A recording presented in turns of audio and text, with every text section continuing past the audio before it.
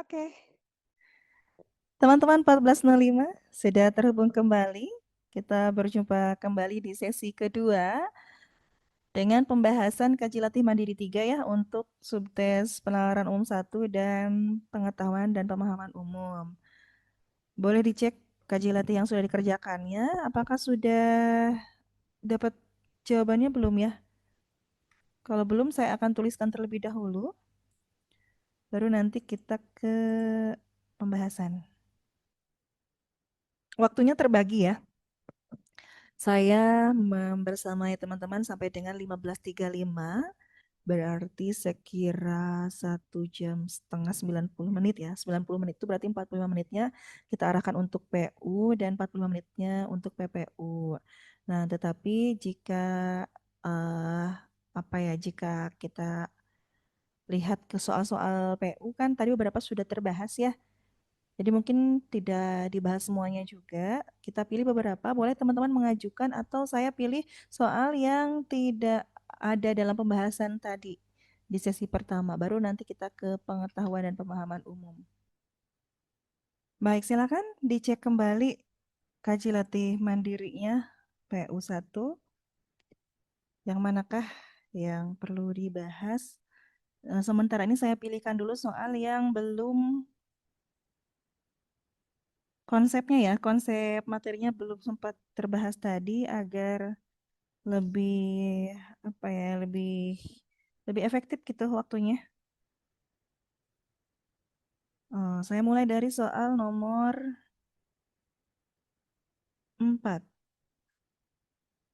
Satu udah belum ya, bentar. Untungnya ada beberapa produk ahli wajah yang tidak. Manakah? Oh, satu satu dari tadi sudah kita bahas ya tentang argumen yang mendasari.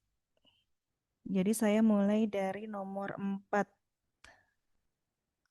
karena tipe soalnya belum terbahas tadi.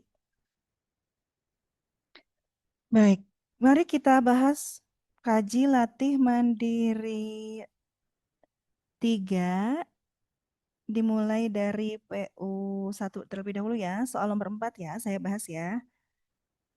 Karena yang lainnya tadi nomor 1, 2-nya sudah konsepnya secara teoretis itu sudah dibahas pada sesi sebelumnya.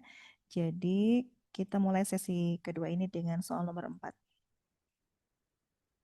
Yang ditanyakan adalah kesimpulan logis apa yang dapat ditarik dari kedua premis di atas. Nah, ini mudah ya.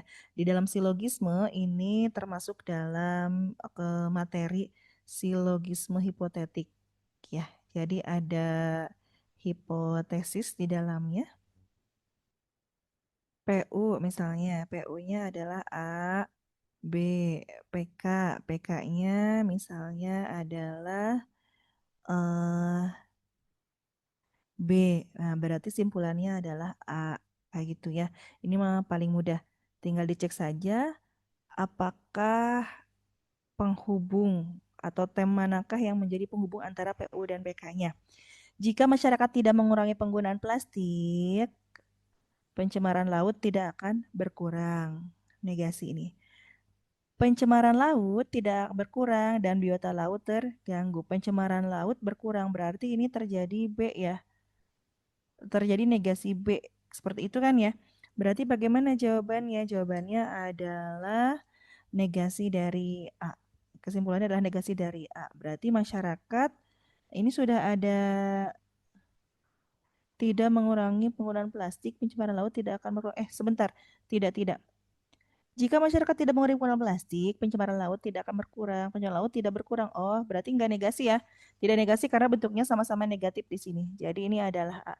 A-nya itu apa? Tidak mengurangi penggunaan plastik. Jadi jawabannya adalah yang C ya. Betul ya? Nah, itu tipe soal nomor 4. Ini secara logika juga langsung ketemu. Jawabannya adalah yang C. Ini mau udah pasti mudah teman-teman. Tapi saya bahas karena sebagai salah satu jenis soal ya yang keluar di dalam materi penalaran.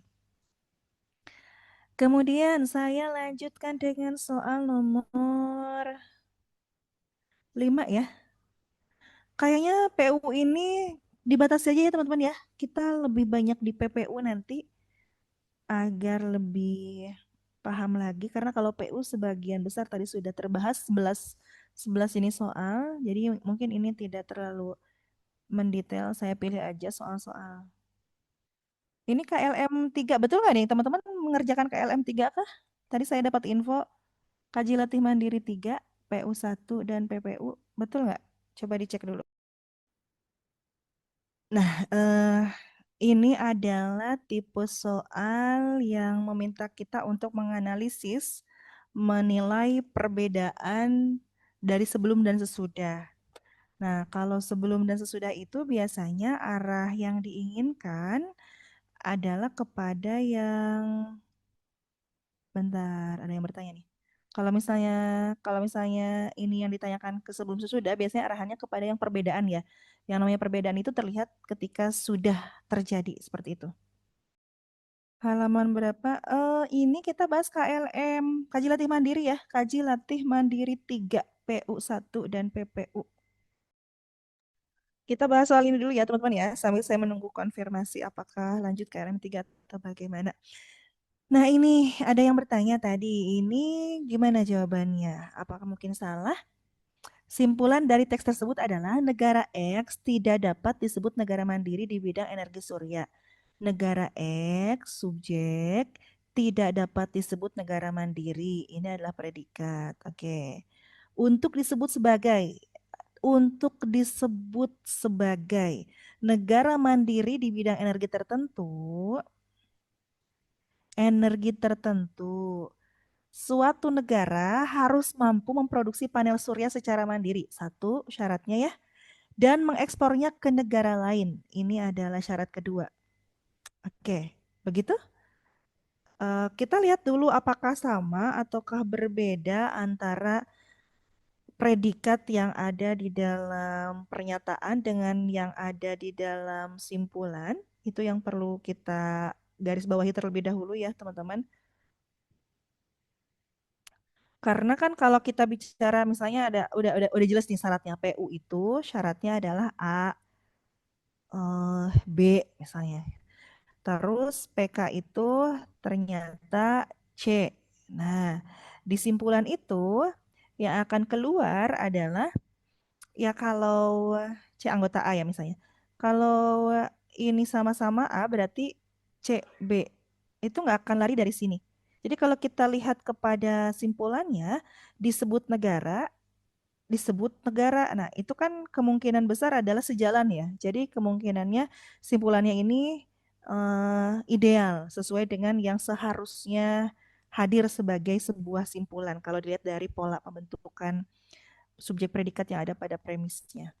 Oke, tadi syaratnya ada dua ya, sebuah negara sebagai negara mandiri di bidang energi tertentu. Kalau mampu memproduksi panel surya dan mengekspornya ke negara lain. Negara X merupakan produsen panel surya terbesar di dunia selama 5 tahun terakhir dan mengekspornya ke negara Y. Oke, simpulan dari teks tersebut adalah negara X tidak dapat disebut negara mandiri di bidang energi surya. Bagaimanakah kedua syaratnya? Apakah terpenuhi ataukah tidak ya? Ini ada dua ya, dan itu sepaket ya. Dan negara X produksi panel surya terbesar di dunia, artinya mereka pasti si X ini bisa memproduksi. Kalau gitu, X ini memenuhi syarat pertama, begitu ya? Tapi persoalannya adalah bidang energi surya. Sementara yang ada di premisnya itu adalah bidang tertentu. Gimana nih kalau seperti ini, teman-teman? Negara X ini sudah memenuhi kedua syarat untuk menjadi negara mandiri. Memproduksi iya, bahkan terbesar lagi ya di dunia. Kemudian mengekspor iya, dikirimnya ke negara Y. Sementara negara X itu tidak disebut sebagai negara mandiri. Berarti negasi ya. Negasi berarti arahannya kepada salah. Salah, mungkin salah. Simpulan tidak relevan, simpulannya relevan. Pasti benar ini salah karena kedua syaratnya terpenuhi. Mungkin benar juga ini salah. Kemungkinannya ada di C dan D. Apakah pasti salah atau mungkin salah? Kalau pasti itu informasi benar, pemisalan salah itu adalah pasti ya, pasti. Bagaimana dengan adanya bidang energi surya? Nah, ini yang ada variabel baru nih yang muncul teman-teman. Kita tidak mengetahui apakah bidang yang dimaksud adalah energi surya ya. Jadi kalau seperti ini kecenderungannya mengarah ke salah, tetapi tidak pasti salah juga ya. Kenapa? Karena ini tiba-tiba ada variabel baru yang muncul. Jadi ini mengarah kepada mungkin salah. Jadi kalau secara premisnya salah, tetapi ada bagian tertentu tiba-tiba menjadi energi surya yang ini menjadi ada informasi tambahan nih, informasi baru. Nah, sehingga mengarah kepada yang mungkin salah. Seperti itu ya. Oh, oke teman-teman, kita tetap lanjut di KLM 3 ya. Jadi kita bahas KLM 3 saja, dilanjutkan ke soal nomor 5. Mungkin teman-teman menyesuaikan saja ya. KLM 3-nya seperti ini, nanti akan diinfokan, mungkin Bu Desi akan mengirimkan filenya, silakan nanti diikuti saja terlebih dahulu. Ini ada soal nomor 5 seperti ini. Tadi sudah kita singgung sedikit ya. Yang ditanyakan adalah paling mungkin menjelaskan perbedaan kedua kondisi. Perbedaan kedua kondisi. Nah, teman-teman, apabila ada soal seperti ini, kecenderungan jawabannya itu mengarah kepada hal atau variabel yang membuat informasi itu jelas sangat berbeda gitu. Kan berubah nih, berbeda. Nah, perbedaan itu dilihatnya dari mana? Kan ada before after gitu ya, ada sebelum sesudah. Ya, misalnya sebelum, sesudah. Biasanya perbedaan itu terlihatnya apabila ada ini, ada sesudah. Jadi kelihatan bedanya kalau ada variabel baru yang muncul dan itu terjadi setelahnya, begitu kan? Jadi akan kelihatan bedanya. Gimana dengan soal nomor 5 ini? Saat manajemen perusahaan air minum dalam kemasan AMDK dipegang oleh Peki, PT Tirta Investama mendapatkan penilaian bintang 1. Ketika manajemen AMDK dipegang oleh XY, PT Tirta Investama mendapatkan penilaian bintang 5. Manakah pernyataan yang paling mungkin menjelaskan perbedaan kedua kondisi? Coba dijawab, kira-kira yang mana jawabannya? Yang paling mungkin menjelaskan perbedaannya. Ini harus jawab ya teman-teman karena ternyata belum mengerjakan, jadi jawab saja di sini. Ada yang sudah masuk menjawab yang C. Yang lain bagaimana? Setujukah dengan jawaban C? Coba dijawab ya. Ada lagi yang masuk menjawab yang B. Oke, masuk lagi yang B. Baik, saya tandai yang B. Bagaimana dengan teman-teman yang lain? Setujukah dengan jawaban B ataukah C? Ada yang menjawab E, ada lagi yang menjawab B. Oke, saya tandai ya. Ada B, C, E. Oke, silakan. Yang lainnya bagaimana?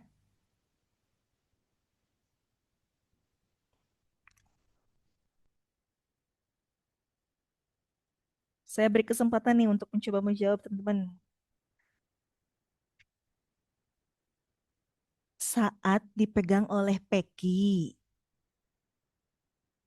PT Tirta Investama mendapatkan penilaian bintang 1. Bintang 1 ya. Bintang 5. Oke, berarti sebelumnya itu lebih tidak baik ya.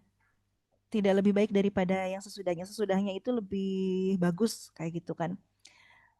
Ketika manajemen dipegang oleh XY, PX, Peki, XY mendapatkan bintang 5. Manakah yang paling mungkin menjelaskan perbedaannya? Yuk kita cek yang A. Saat kepemilikan dipegang oleh XY, XY ya, harga air minum dalam kemasan di PT Tirta Investama lebih terjangkau. Lebih terjangkau bisa jadi. Ini XY udah oke. Saat kepemilikan dipegang oleh XY, air minum dalam kemasan mengutamakan pelayanan kepada konsumen. Bisa jadi juga. Saat kepemilikan dipegang oleh XY, kualitas AMDK PT Tirta Investama memiliki standar yang tinggi. Oke, mungkin juga. Saat kepemilikan dipegang oleh PEKI, AMDK kurang bervariasi. Saat dipegang oleh PEKI, PT Tirta Investama tidak memiliki SOP yang jelas. Nah, teman-teman tadi sudah saya singgung bahwa biasanya arahan dari jawabannya itu kepada yang sudah berubahnya ya. Jadi kenapa sih? Jadi pertanyaan ini tuh kayak kenapa sih kok setelah berganti menjadi X ya pemegangnya bintangnya jadi 5 gitu kan. Nah, karena apa? Berarti hal yang paling mendukung itu adalah karena si XY-nya kenapa gitu kan?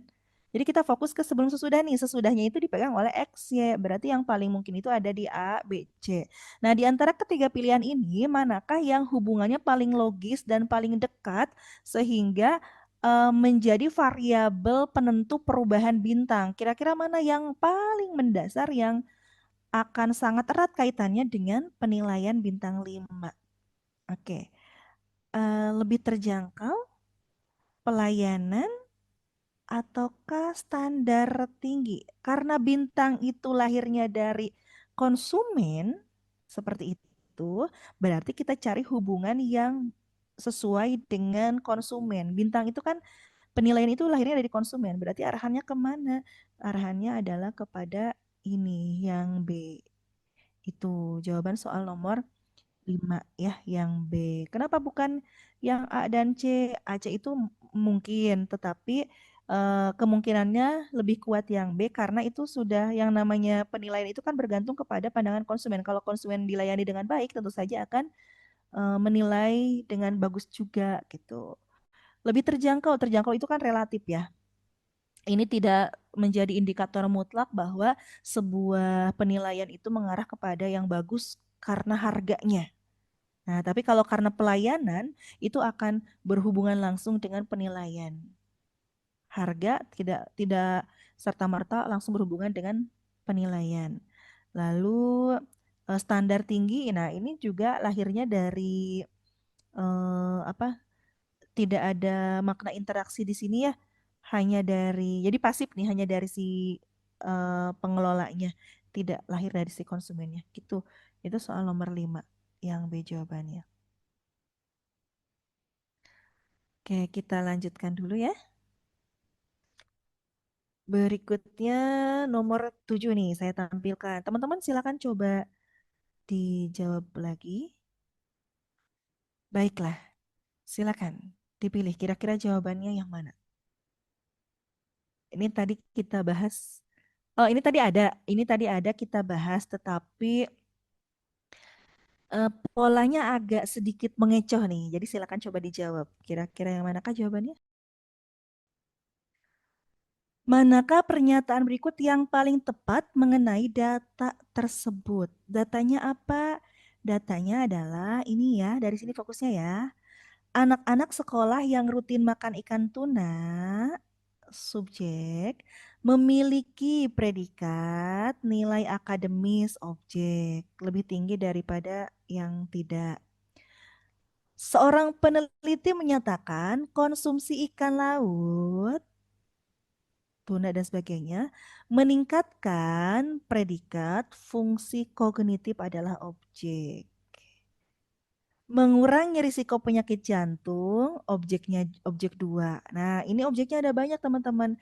Jadi satu subjek ini berhubungan dengan fungsi kognitif, risiko penyakit jantung, dan mendukung kesehatan mata karena kandungan omega 3 di dalamnya. Mendukung kesehatan mata, begitu ya. Lalu ahli gizi lain yang tadi peneliti, yang ini ahli gizi, menambahkan omega 3 juga membantu. Nah, menurut ahli gizi itu fokus pada omega 3 membantu mengurangi peradangan sendi pada orang lanjut usia. Datanya menunjukkan anak-anak sekolah yang rutin makan ikan tuna memiliki nilai akademis lebih tinggi. Nah, berarti kita kalau biasanya ahli satu, ahli dua, ternyata ini ke peneliti dan gizi ya. Peneliti dan ahli gizi. Nah, menurut si peneliti ngobrolin apa nih? Membicarakan tentang ikan laut itu meningkatkan fungsi kognitif. Menurut ahli gizi, omega 3 itu membantu mengurangi peradangan. Yang ada dalam datanya, anak-anak yang rutin makan ikan tuna. Ah, berarti ini udah sangat jelas hubungannya terhadap apa? Terhadap ini ya, peneliti ya. Kayak gitu kan? Itu. Jadi tadi kita sudah dapat intinya. Hubungannya terhadap apa? Terhadap peneliti. Bagaimana hubungannya memperkuat atau memperlemah? Tinggal begitu aja. Oke, ada yang sudah masuk menjawab yang apa nih? Yang E, ada yang menjawab A, ada E, ada A. Yang lain gimana? Ada E, ada A. Apakah tidak relevan ataukah berhubungan dengan yang mana? Dengan peneliti atau dengan ahli gizi? Saya ulangi, menurut peneliti ada hubungan konsumsi ikan laut dengan meningkatkan fungsi kognitif. Ikan dengan kognitif. Menurut ahli gizi, omega 3 membantu mengurangi peradangan. Menurut data, anak-anak sekolah yang rutin makan ikan tuna memiliki nilai akademis lebih tinggi dibandingkan dengan yang tidak. Nah, ini sudah sangat jelas teman-teman hubungannya terhadap apa? Terhadap peneliti. Kenapa terhadap peneliti? Karena ahli gizi itu bicara soal omega 3, sementara data itu bicara soal konsumsi ikan. Anak konsumsi ikan memiliki nilai lebih tinggi gitu kan? Kalau gitu terhadap peneliti dong. Jadi yang ini kurang tepat, yang ini salah, yang ini salah. Kemungkinannya ada dua karena kita tahu hubungannya terhadap peneliti. Apakah memperkuat atau memperlemah? Jawabannya yang mana? Nah, karena informasi dalam data ini membicarakan atau membuktikan bahwa benar adanya yang disampaikan oleh peneliti, jadi jawabannya adalah yang A, memperkuat pernyataan peneliti. Begitu ya. Suaranya putus. Oh, yang lain bagaimana? Apakah suara saya kurang jelas? Aman. Oh, suara jelas katanya ya, menurut teman-teman yang lain. Barangkali koneksinya boleh dicek kembali ya teman-teman ya, pastikan stabil. Oke, bisa dipahami ya teman-teman ya. Jawabannya yang A. Karena apa? Karena membuktikan loh benar. Kan kata peneliti itu apa? Kalau kita makan ikan laut, fungsi kognitifnya meningkat. Kognitif itu kecerdasan, kepintaran gitu. Meningkat dan data menunjukkan itu terbukti. Terbukti bahwa benar adanya anak yang mengonsumsi ikan laut, ikan tuna kan ikan laut. Jadi ini konsep umum khususnya juga bisa kita gunakan ketika menjawab premis seperti ini. Kan tuna, tuna ya khusus seperti itu. Ini udah dicontohkan ikan tuna. Terhadap P, terhadap peneliti dan memperkuat pernyataannya. Jawabannya A. Begitu soal nomor 7. Lanjut 8, jawab lagi ya. Silakan dijawab teman-teman. Ayo ramai-ramai mencoba menjawab. Jangan takut salah. Nggak apa-apa salah, kita sedang berproses. Silakan dicek. Ini mirip dengan yang barusan, tetapi ada perbedaan dikit. Manakah yang paling tepat mengenai studi tersebut? Silakan. Kira-kira jawabannya yang mana? Seorang dokter olahraga mengatakan olahraga kardio secara teratur seperti lari dan bersepeda, subjek nih, dapat meningkatkan kesehatan jantung. Predikat nih, kesehatan jantungnya apa? Objek. Oh, ternyata nggak berhenti di situ. Dokter itu mengatakan ada manfaat dari olahraga kardio. Satu, meningkatkan kesehatan jantung. Dua, membantu menurunkan berat badan. Tiga, mengurangi risiko diabetes. Jadi gimana? Apakah satu, dua, tiganya ini masuk ke dalam inti? Iya, teman-teman, masuk dalam inti dari yang dibahas pada pernyataan dokter ini. Kenapa? Karena pemerincian. Jadi kalau saya simbolkan dengan pola kalimat, subjek, predikat satu, maaf, predikatnya satu ya. Dapat, oh ya benar. Predikat satu adalah meningkatkan kesehatan ya. Ini kalimatnya majemuk setara. SP1. Tadinya gini. SP2.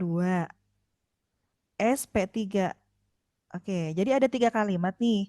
P1-nya, predikat satunya adalah olahraga kardio meningkatkan kesehatan. Kalimat duanya olahraga kardio membantu menurunkan berat badan. Ketiganya olahraga kardio mengurangi risiko diabetes. Karena subjeknya sama, jadilah digabungkan dalam sebuah perincian. S P1, P2. Ini beserta objek-objeknya ya. Cuma saya simbolkan P saja biar lebih ringkas. P3 gitu ya. Jadi itu termasuk dalam inti. Bagaimana dengan pernyataan yang kedua? Pelatih kebugaran menambahkan latihan kardio, subjek, meningkatkan kualitas tidur, predikat objek pada orang dewasa. Oke, jadi berbicara tentang kualitas tidur. Studi menemukan bahwa partisipan yang bersepeda 30 menit setiap hari selama 3 bulan menunjukkan penurunan kadar gula darah yang signifikan. Oke. Ternyata partisipan itu masuk ke subjeknya ya. Sama-sama bicara soal sepeda nih, sepeda-sepeda. Tinggal lihat hubungannya, kadar gula kemana kah hubungannya. Nih ada yang sudah masuk nih mencoba menjawab yang A. Ada lagi yang A juga. Lalu ada lagi yang A juga. Yang lain bagaimana? Setujukah dengan jawaban yang A? Oke, ada lagi masuk yang A juga. Memperkuat pernyataan dokter olahraga. Nah, ternyata karena tadi subjeknya udah sama nih, ngomongin sepeda, sepeda, sepeda. Berarti berhubungan. Baik itu dengan A ataupun dengan yang B. Itu akan berhubungan.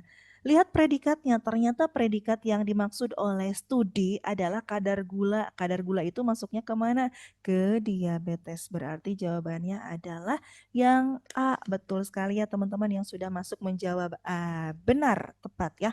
Begitu. Jadi sudah paham ya, meskipun di sini kok kayak panjang. Kalau tadi kan biasanya kita fokusnya ke SP-nya cuma satu nih. Ternyata pada soal nomor 8 predikatnya ada tiga. Hanya digabungkan menjadi kalimat majemuk setara. Kenapa setara? Karena predikat satu, 2, dan tiganya sejajar. Ciri sejajarnya dilihat dari mana? Dari dan. Udah pasti itu adalah sejajar. Begitu soal nomor 8 ya. Itu PU-nya teman-teman gimana ya? Apakah kita beranjak ke PPU karena waktunya kurang lebih 40 menitan lagi? Setiap penerima beasiswa prestasi diwajibkan memiliki indeks prestasi, memiliki IPK di atas 350. Mahasiswa Z memiliki IPK 3,75. Kesimpulannya, Z adalah penerima beasiswa prestasi. Nah, sebetulnya kalau kita lihat dalam apa namanya syarat ya, ini kalau kita bicara soal kondisi syarat, logika dari penalaran ini ternyata masuknya apa ya? Namanya kesalahan dalam menegaskan konsekuen. Jadi konsekuen yang dimaksud ini tidak otomatis selalu berbalik, hubungannya selalu apa secara timbal balik seperti itu. Misalnya gini, teman-teman.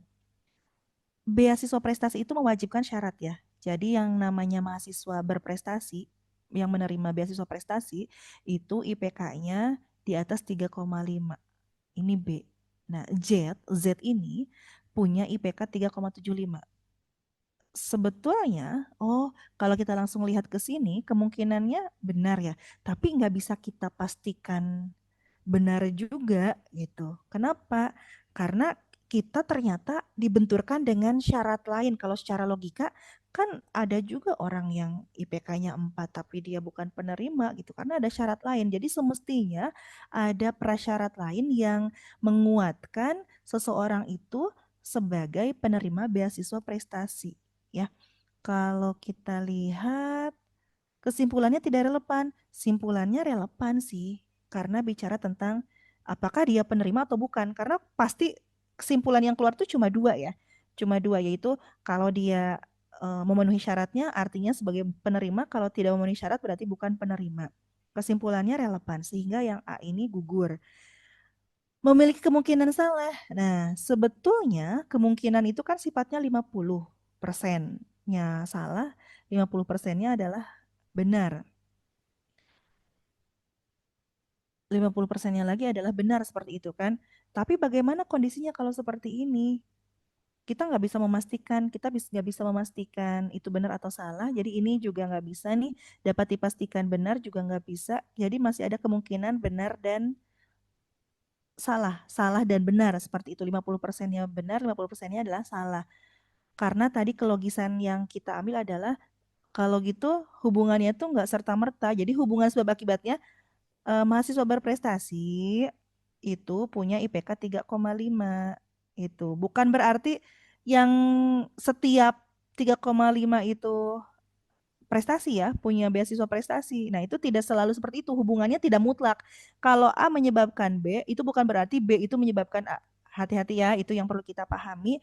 Sehingga di dalam soal konteks ini, kita butuh data lain yang mendukung untuk memastikan simpulannya benar atau salah. Tetapi karena informasinya mengarah kepada yang benar, jadi yang paling mungkin kita pilih adalah yang D ya, memiliki kemungkinan yang benar karena sudah mengarah ke dia terlampaui dari 3,5 gitu ya teman-teman ya untuk soal nomor 10. Oke. Saya batasi ya waktunya karena kita masih punya waktu sekira 40 menitan lagi digunakan untuk PPU saja ya. Oh, ada pertanyaan kalau kemungkinan salah itu cirinya bagaimana, Bu?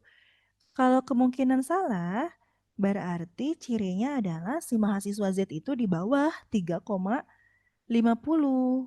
Itu jadi syarat yang dibentuk, syarat yang dikeluarkan ditentang oleh mahasiswa Z. Tapi karena kita tidak punya informasi lain yang menguatkan bahwa informasinya itu salah, simpulannya salah, berarti kemungkinan salah.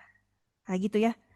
Kan nilainya tadi saya ulangi, yang hadir dari sini, dari premis ini hanya akan mungkin dua kesimpulan, yaitu mahasiswa itu penerima dan negasinya, bukan penerima. Bukan penerima. Nah, yang disebut kemungkinan salah itu bisa jadi mainnya di premis, di simpulan atau di premisnya. Kayak gitu ya. Misalnya kalau saya bilang, tadi saya ubah mahasiswa Z eh, memiliki IPK 3,5. Kesimpulannya, mahasiswa Z adalah penerima beasiswa prestasi. Nah, ini kemungkinannya salah. Jadi mengarah ke salah karena informasi syarat yang disebutkan di sini tidak dipenuhi oleh mahasiswa Z. Sementara simpulannya adalah dia sebagai penerima. Berarti salah dong karena menentang. Tapi kita kurang data nih. Kurang datanya dari mana? Karena bisa jadi ada prasyarat lain untuk memenuhi kriteria beasiswa prestasi. Karena tidak, kenapa kurang data? Tadi A, setiap A itu adalah 3,5, tapi tidak setiap 3,5 itu masuk ke A gitu. Logikanya kayak gitu. Begitu ya. Jadi itu yang kemungkinan salah.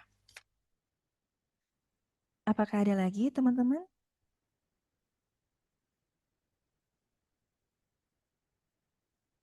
Oke, dengan senang hati. Baik, saya beranjak ke PPU ya. Berikutnya kita bahas pengetahuan dan pemahaman umum. Nah, karena belum dapat juga, jadi silakan teman-teman jawab dulu, baru nanti kita bahas ya. Saya akan tampilkan beberapa soal yang mungkin krusial untuk kita bahas, dilihat dari beberapa kasus yang sering terjadi ya dalam submateri pengetahuan dan pemahaman umum. Sebentar, saya analisis terlebih dahulu. Oke, silakan. Teman-teman nomor 3. Kira-kira jawabannya yang mana? 3 dulu ya, satu-satu ya.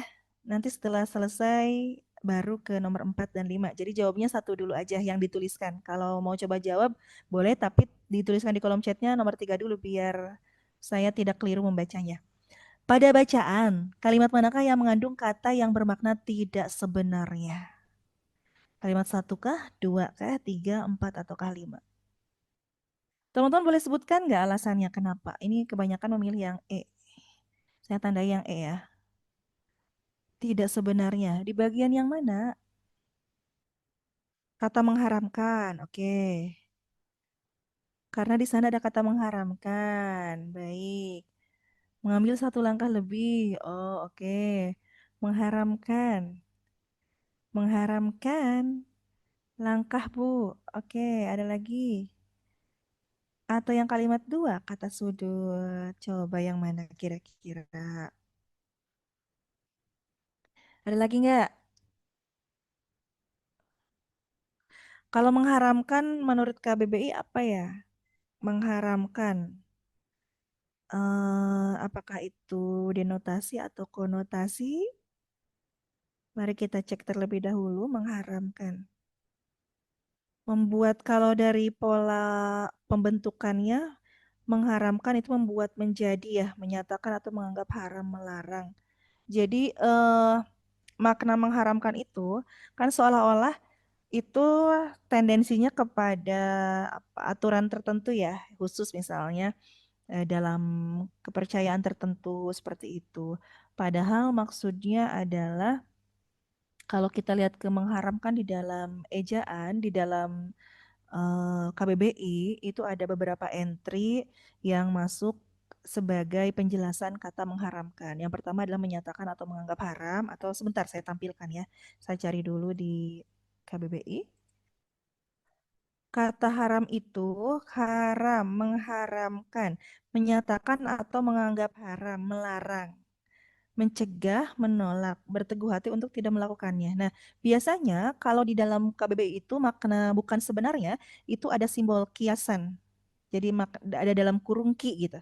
Artinya adalah kiasan. Nah, berarti di sini kata mengharamkan itu walaupun kita seringnya mungkin hanya mendengar kata mengharamkan dalam bidang tertentu sehingga itu dianggap sebagai bentuk kiasan, ternyata itu bukan kiasan. Karena artinya adalah ada 3 entry, menyatakan atau menganggap haram, atau artinya adalah melarang, mencegah, menolak, ya, berteguh hati.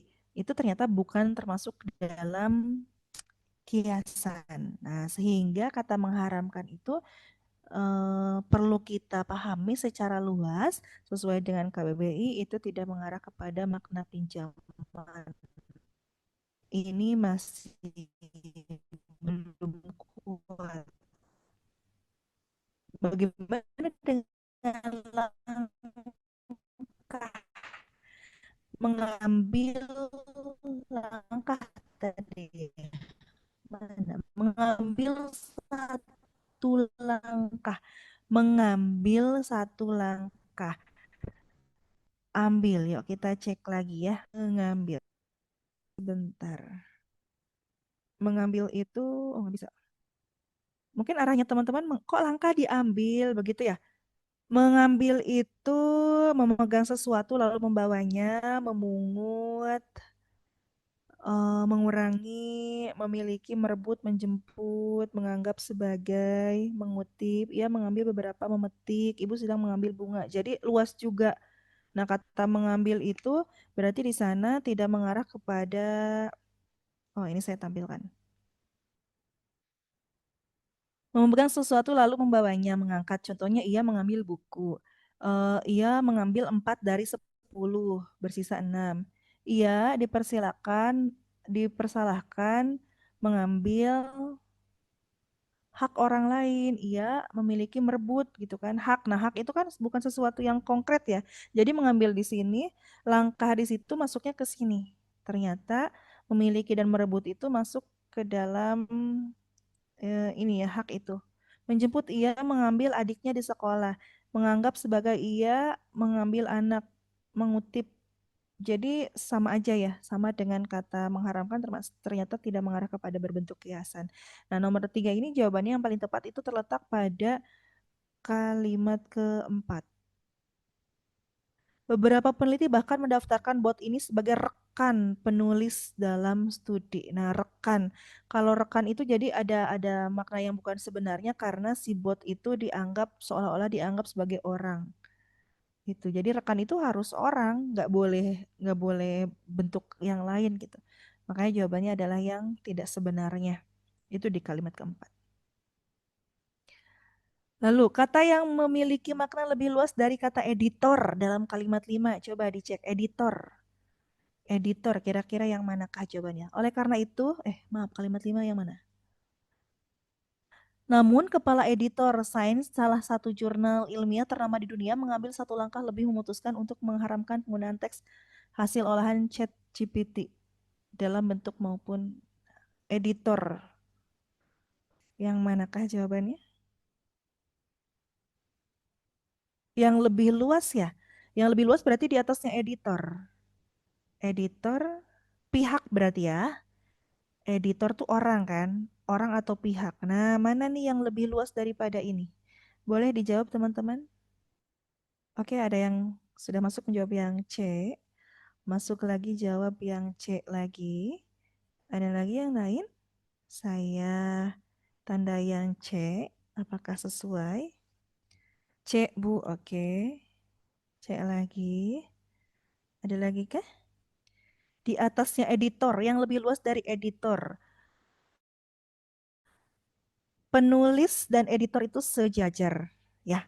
Sama-sama sejajar dengan editor. Peneliti, editor, di bawah peneliti ada editor. Enggak ya, ini bisa dianggap sejajar. Jurnal literatur berarti ini udah pasti salah kan? Karena kan orang atau pihak. Jadi jawabannya adalah yang C, penerbit. Betul. Di atasnya editor ada penerbit. Jadi dalam penerbit itu ada penulis, ada editor gitu. Ada layouter dan sebagainya. Begitu. Betul ya yang sudah masuk menjawab yang C. Selanjutnya nomor 5. Kata langkah dalam kalimat 5 berasosiasi dengan makna. Manakah? Mengambil langkah. Ada yang menjawab B. Ada lagi menjawab B. Siapa lagi? Silakan. Setujukah dengan jawaban B? Langkah. Oh ya, saya eh, ke asosiasi dulu ya. Asosiasi. Asosiasi itu adalah salah satu gejala perubahan makna kata. Jadi, di dalam tata makna itu ada yang namanya gejala perubahan makna kata ya. Salah satunya adalah asosiasi. Dan ini yang sering teman-teman baca di soal perubahan makna. Ada asosiasi, yaitu kata-kata yang dianggap sama sama maknanya ya, tapi bukan sinonim. Kalau sinonim itu mutlak, mutlak sama maknanya. Kalau ini tuh kesamaan maknanya itu dari mana? Atas dasar persamaan sifat, dianggap sama sifatnya gitu. Misalnya amplop, wartawan amplop itu artinya adalah wartawan yang amplop itu kan identiknya dengan surat, tapi ternyata sekarang itu penggunaannya lebih ke kayak misalnya uang, wartawan yang dibayar gitu. Nah, itu adalah asosiasi. Jadi sama maknanya, tapi persamaannya itu tidak mutlak. Dari mana hadirnya? Dari anggapan bahwa sama berdasarkan sifat. Itu adalah asosiasi ya. Yang lainnya ada banyak, ada yang disebut dengan meluas, ada juga yang menyempit, ada juga yang ameliorasi ya. Kurang lebih seperti itu. Nanti kalau ada soalnya kita bahas nih. Kurang lebih ini saya sampaikan dulu tipe-tipe perubahan makna. Ada ameliorasi, ada peyorasi.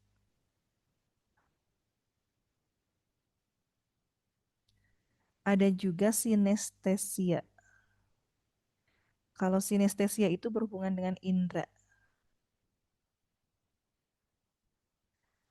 Kalau meluas itu contohnya rantau. Nah, rantau itu meluas karena awal mulanya rantau itu adalah lawannya laut. Sementara sekarang merantau, kalau saya dengar kata merantau itu pasti teringatnya ke pergi jauh dari daerah asal, merantau gitu. Padahal rantau itu aslinya adalah lawan dari kata darat, laut, sungai. Itu makanya maknanya meluas karena sekarang orang-orang taunya merantau itu bukan lagi melaut, tetapi lebih kepada pergi meninggalkan daerah asalnya. Kalau yang menyempit kebalikannya, misalnya madrasah. Nah, madrasah itu adalah salah satu contoh kategori kata yang mengalami perubahan penyempitan makna kata. Kenapa menyempit? Karena madrasah itu aslinya adalah sekolah secara umum, tetapi ternyata sekarang lebih banyak digunakan untuk teknis tertentu, yaitu sekolah di dalam bidang yang identik dengan keagamaan. Kayak gitu ya. Itu jadi itu yang meluas menyempit. Kalau ameliorasi adalah pandangan seseorang itu menilai satu kata nilainya lebih tinggi daripada kata yang lain. Misalnya di masyarakat itu kata wanita itu lebih tinggi daripada perempuan. Karena nggak ada perempuan karir, adanya wanita karir. Nggak ada dharma perempuan, adanya dharma wanita gitu ya. Jadi wanita itu lebih tinggi daripada kata perempuan. Nilai rasanya ya, kayak gitu. Peyorasi kebalikannya. Bagaimana kita menyebutkan satu kata yang cenderung dinilai lebih negatif maknanya di masyarakat. Misal kata oknum.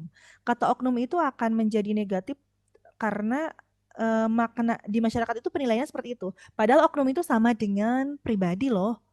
Oknum itu sama dengan pribadi, sama dengan seseorang. Tetapi karena lebih banyak digunakan untuk konteks hal yang negatif, sehingga oknum ini maknanya lebih rendah daripada kata yang lain yang bersinonim. Atau kelompok dengan gerombolan, atau dengan tim ya. Kelompok belajar, nggak ada gerombolan belajar. Nah, itu artinya kata kelompok nilainya lebih tinggi daripada gerombolan. Dan kata gerombolan lebih rendah daripada kata kelompok. Itu namanya ameliorasi dan peyorasi. Kalau sinestesia hubungannya dengan indera, misalnya suaranya atau apa ya, sikapnya sangat dingin. Nah, ada indera hubungannya dengan alat indera, dengan panca indera ya. Sikapnya sangat dingin hari ini, bicaranya sangat pedas. Gitu, itu adalah sinestesia. Baik, kembali langkah yang dimaksud ini berasosiasi. Asosiasi itu berarti sama maknanya dengan kalimat kelima ya. Mengambil satu langkah lebih dan memutuskan. Ada keputusan di situ. Berarti tidak mengarah ke pergerakan fisik, tidak mengarah ke jarak tempuh juga, perjalanan juga tidak. Jawabannya adalah kebijakan. Begitu ya. Betul tadi yang sudah masuk menjawab yang B. Baik, silakan teman-teman coba dijawab soal nomor 6 terlebih dahulu ya. 6789. Boleh diamati dulu, dianalisis dulu. Kalimat yang tidak logis pada bacaan terdapat pada kalimat keberapa? Silakan dicek jawabannya yang manakah? Maaf, bukan salah. Kelompok kata ya, salah.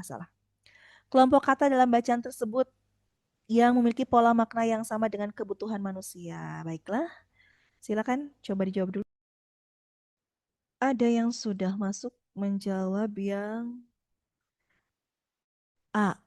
Oke, ada lagi yang A. Ada lagi yang A juga. Ibu nanti boleh bahas nomor 19. Ya, nanti saya bahas 19 ya. Pola makna kebutuhan manusia. Kebutuhan manusia itu maknanya apa ya? Kebutuhan, kelestarian, tindakan nyata. Ini enggak ke Pola pembentukan ya. Kalau makna itu berarti tinggal diparafrasekan. Kebutuhan dari manusia, kelestarian dari alam, kelestarian dari alam. Enggak, ini bukan asal ya. Tindakan dari nyata, peran dari masyarakat berbagai dari kegiatan generasi. Ya, betul.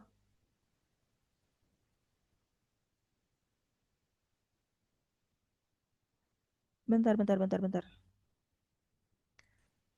Makna ya. Tadi teman-teman jawabnya apa sih? A ya.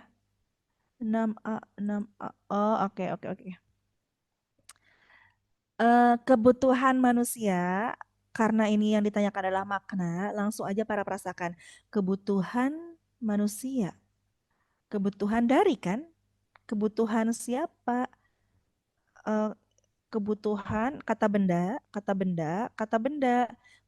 yang pertama itu dijelaskan oleh kata benda yang kedua.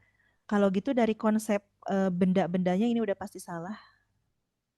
Mendatang juga salah. Kelestarian kata benda berbagai kegiatan berbagai juga salah. Kemungkinannya ada A dan C. Tinggal dicek yang mana yang sama maknanya. Kebutuhan dari kan? Kebutuhan dari manusia, kebutuhan sekolah, kebutuhan tentang manusia, peran dari masyarakat, peran tentang masyarakat, kelestarian alam, kelestarian tentang alam, peran masyarakat. Yang A ya, ia mengarah ke A. Kebutuhan manusia, kebutuhan yang dimiliki oleh manusia, kelestarian yang dimiliki. Tapi bisa kedua-duanya, teman-teman. Sebentar, dianalisis dulu.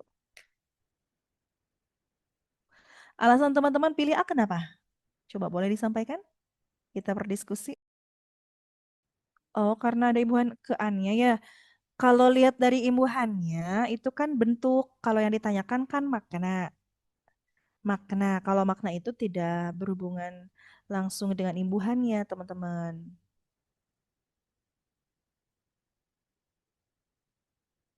Kebutuhan untuk manusia.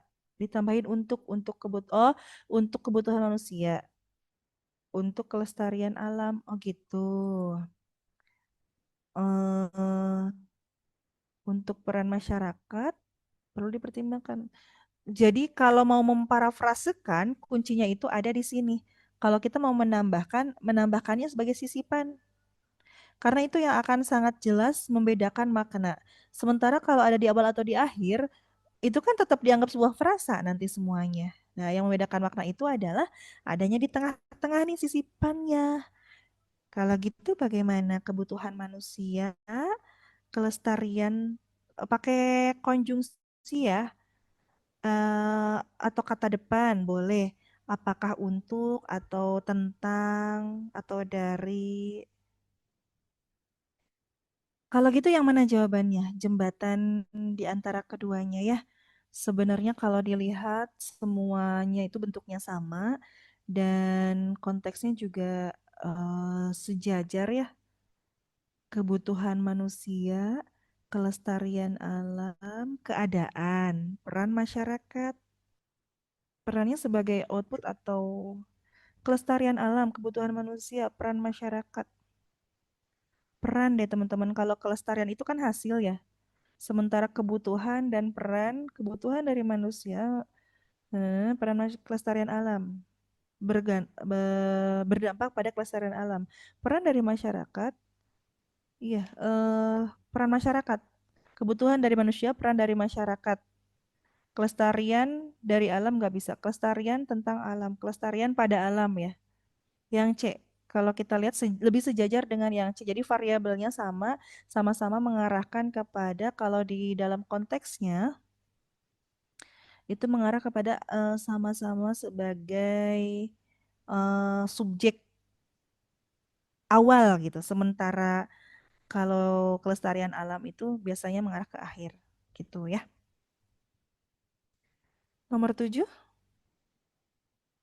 kata dalam bacaan tersebut yang memiliki makna yang bukan sebenarnya. Oh, melindungi, diberdayakan, memahami, menjaga lapisan.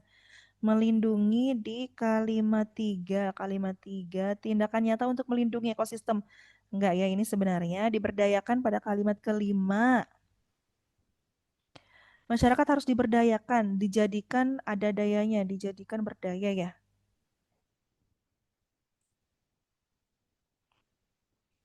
Enggak juga memahami pada kalimat keenam. Mereka juga diberi pemahaman mengenai pentingnya menjaga lingkungan, dapat menikmati, mana memahami kalimat 6. Menikmati, kok nggak ada? Menjaga kalimat 6. Menjaga benar. Lapisan kalimat 7 dengan mereka keberlanjutan lingkungan bukan hanya tanggung jawab pemerintah. Oh iya, lapisan. Betul ya. Jawabannya yang E. Lapisan masyarakat. Kan masyarakat tidak berlapis-lapis, tidak berhelai-helai. Kalimat yang tidak logis dalam bacaan tersebut adalah kalimat yang mana? Coba dijawab. Kalimat yang tidak logis. Yang tidak logis. Tidak logis itu gimana? Tidak logis itu berarti lihatlah ke syarat kalimat efektif. Sebuah kalimat disebut efektif atau tidak dilihat berdasarkan tiga aspek. Aspek yang pertama adalah dari segi struktur. Segi struktur itu berarti ngomongin apa saja. Ada tentang subjek predikat, ada tentang EYD, ada juga tentang diksi ya, ada juga tentang paralel. Nah, itu adalah kalimat logis dari segi struktur. Lalu, selain struktur, yang kedua, sebuah kalimat disebut logis atau efektif itu dilihat dari isi. Isinya itu harus logis dan tidak boleh ambigu. Tidak ambigu ya. Kemudian, yang ketiga, sebuah kalimat itu disebut efektif apabila penggunaan katanya benar. Benar yang dimaksud adalah yang tidak boleh mubazir ya, dan tidak pleonasme. Jadi penggunaan katanya nggak boros nih. Tidak mubazir dan tidak pleonasme. Begitu ya. Nah, di dalam soal biasanya arahannya adalah kepada struktur dulu nih teman-teman. Kelogisannya dilihat dari struktur. Nah, kalimat manakah yang tidak logis? Ini ada yang sudah mencoba menjawab yang E, Bu. Oke. Betulkah yang E? Kita lihat kalimat ketujuh. Dengan demikian, keberlanjutan lingkungan bukan hanya tanggung jawab pemerintah, tetapi juga seluruh lapisan masyarakat. Nah, kalimat tujuh ini betul tidak logis karena mengandung diksi yang salah. Yang salahnya apa? Ini bukan hanya itu tidak boleh berpasangan dengan tetapi juga. Bukan hanya itu harus berpasangan dengan melainkan juga. Jadi nomor 8 betul ya jawabannya yang E. Karena diksinya salah, tidak bahkan dia nggak paralel nih. Ada pemilihan kata yang salah sehingga tidak membentuk paralelisme. Paralel itu gimana? Berarti sepola. Kalau misalnya tidak hanya itu dengan tetapi juga, bukan hanya itu pasangannya dengan melainkan juga ya. Teman-teman ingat aja ada yang namanya konjungsi korelatif. Tidak hanya, tidak itu dengan tetapi, bukan dengan melainkan. Gitu ya. Jadi jawabannya betul yang E. Baik, 9. Kalimat yang mengandung makna lain dari yang tertulis adalah kalimat mana?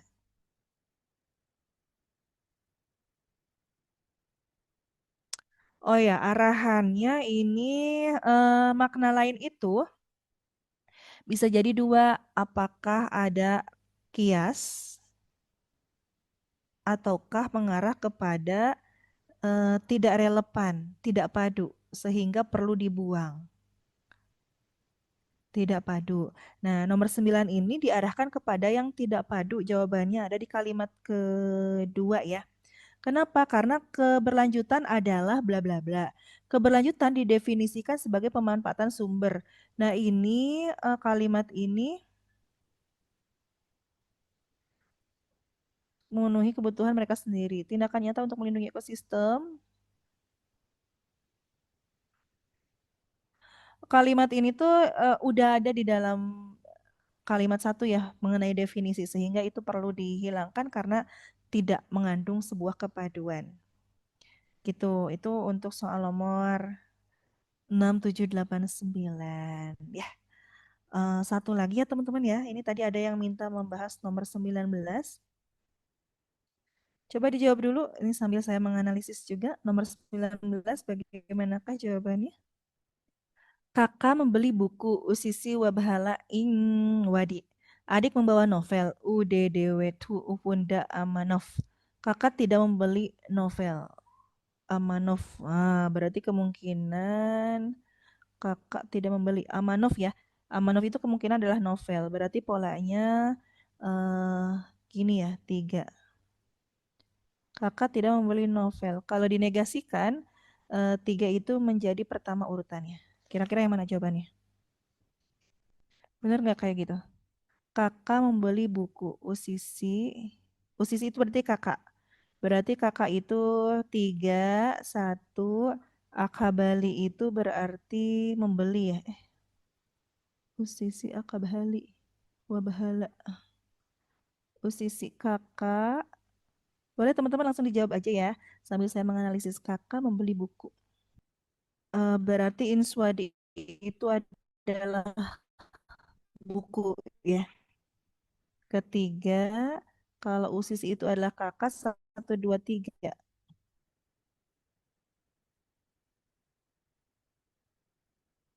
Begitukah? Kemungkinannya yang mana nih? Adik tidak membawa buku. Adik, berarti adik itu kemungkinan adalah... Oke, adik itu kemungkinan adalah ini. UDDWTHU. UDDWTHU gitu ya. Buku itu adalah apa? Inswadi. Kemungkinannya ada di mana nih? Boleh dijawab dulu teman-teman. Kakak membeli buku. Pertama, kalau ada soal seperti ini, kita cari pola. Polanya bagaimana? Ternyata kalau dilihat dari antara satu dan tiga, satu, tiga, dua. Antara satu dan tiga yang sama itu adalah kakak, kakak. Membeli, membeli. Tapi bentuk ketiga itu adalah bentuk negasi. Ya, negasi ini. Kemudian yang sama antara tiga dengan dua itu apa adalah novel. Nah, jadi kita cari persamaan yang ada di dalam setiap pernyataan ini. Oke, antara dua dan adalah novel ya, novel-novel. Amanov, Amanov sehingga polnya Amanov itu berarti posisi benar nih di yang ketiga itu. Kemudian berarti ternyata sama dengan satu. Akabali itu mirip dengan Wabahala.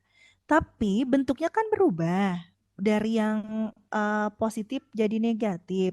Oh, berarti polanya permainannya di situ ya, teman-teman ya. Permainannya adalah mengubah bentuk negasi menjadi pola yang berbeda. Kalau tadinya satu, dua, tiga, ketika bentuknya jadi negasi, berarti jadi tiga, satu, dua. Itu pertama susunannya. Yang kedua, kata kerjanya itu berubah dari wabahala menjadi akabali. Nah, kita sudah dapat nih polanya. Berarti tinggal diterapkan saja ke pilihan yang ada ya. Adik tidak membawa buku. Adik itu tadi apa? Karena ini polanya satu 2 3 berarti adik itu adalah UDDW2. Udah punya nih adik. Tapi posisi dalam kalimat negasi, posisi si subjek B dan C ya. UDDW2 ini. Eh, terus buku itu tadi apa? Buku itu adalah Inchwadi. Nah, yang tadinya objek kalau di dalam kalimat apa namanya kalimat ini negasi ternyata posisinya polanya jadi di depan jadi inswadi itu harus berada di depan ya jawabannya adalah yang C betul yang tadi sudah masuk menjawab yang C ya karena polanya tiga satu dua berarti ini adalah buku ini kan ketiga tidak membawanya adalah akafundi yang tadinya ufunda menjadi akafundi. Kenapa? Karena ini si akafundi itunya adalah bentuk dari negasinya, bentuk dari tidaknya. Budi Dewatunya adalah adik, tapi posisinya harus kedua. Begitu, teman-teman untuk soal nomor 19. Dan waktu saya sudah berakhir 1 menit lagi. Barangkali ada pertanyaan boleh disampaikan dulu sambil saya persiapkan teman-teman keperluan